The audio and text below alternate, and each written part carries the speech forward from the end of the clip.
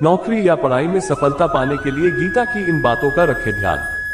गीता में कहा गया है कि मन पर नियंत्रण बेहद जरूरी है, क्योंकि ज्यादातर हमारे दुखों का कारण मन ही होता है। यह अनावश्यक और निरर्थक इच्छाओं को जन्म देता है और यदि इच्छा पूरी नहीं हो पाए तो विचलित कर देता है। गीता अनुसार व्यक्ति को उसके कर्म के अनुसार ही फल की प्राप्ति होती है। आने वाले परिणामों के बारे में सोचने की बजाय हमें अपने कर्मों पर ध्यान देना चाहिए।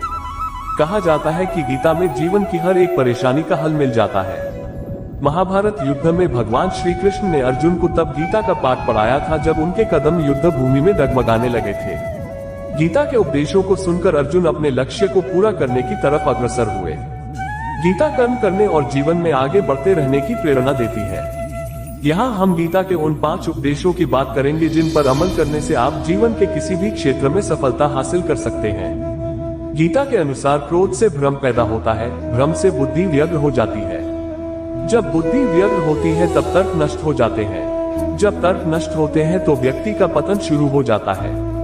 तात्पर्य, गुस्सा किसी भी व्यक्ति को इस हद तक प्रभावित करता है कि वह अपना नाश खुद ही कर लेता है। आज के दौर में गीता में कही गई ये बात काफी कारगर साबित होती है, क्योंकि इंसान कहीं न कहीं गुस्से में आकर आगे बढ़ने की राह मुश्किल कर लेता है।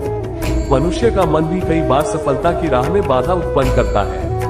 गीता में कहा गया है कि मन पर नियंत्रण बेहद जरूरी है, क्योंकि ज्यादातर हमारे दुखों का कारण मन ही होता है। यह अनावश्यक और निरर्थक इच्छाओं को जन्म देता है और यदि इच्छा पूरी नहीं हो पाए तो विचलित कर देता है, जिससे इंसान अपने लक्ष्यों से पीछे हटने लगता है। गीता में कहा गया है कि व्यक्ति को स्वयं का आंकलन जरूर करना चाहिए, क्योंकि हमें हमसे अच्छी तरह कोई दूसरा नहीं जान सकता। इसलिए इंसान को अपनी कमियों और अच्छाइयों पर खुद से विचार करके अच्छे व्यक्तित्व का निर्माण करना चाहिए। गीता अनुसार व्यक्ति को उसके कर्म के अनुसार ही फल की प्राप्ति होती है। आने वाले परिणामों के बारे में सोचने की बजाय हमें अपने कर्मों पर ध्यान देना चाहिए।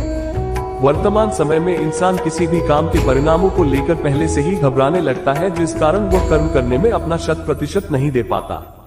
इसलिए गीता के कहे अनुसार अपने कर्म को बेहतर तरीके से करें, रिजल्ट खुद ब खुद अच्छा आ जाएगा। अगर किसी काम में हार हो भी जाए तो उससे सीखने का प्रयत्न करें। श्री कृष्ण ने अर्जुन से कहा कि व्यक्ति को अपने गुरु के अलावा अपने अनुभवों से भी सीख लेनी चाहिए, अन्यथा कई बार व्यक्ति परेशानी में पड़ सकता है। ऐसा भी देखा गया है कि बार बार असफलता मिलने के बाद भी व्यक्ति उसी पथ पर उसी प्रक्रिया से बार बार गुजरता है, जबकि उसे बीते समय में मिले परिणामों का विश्लेषण करना चाहिए और फिर मिले अनुभवों के आधार पर आगे बढ़ना चाहिए।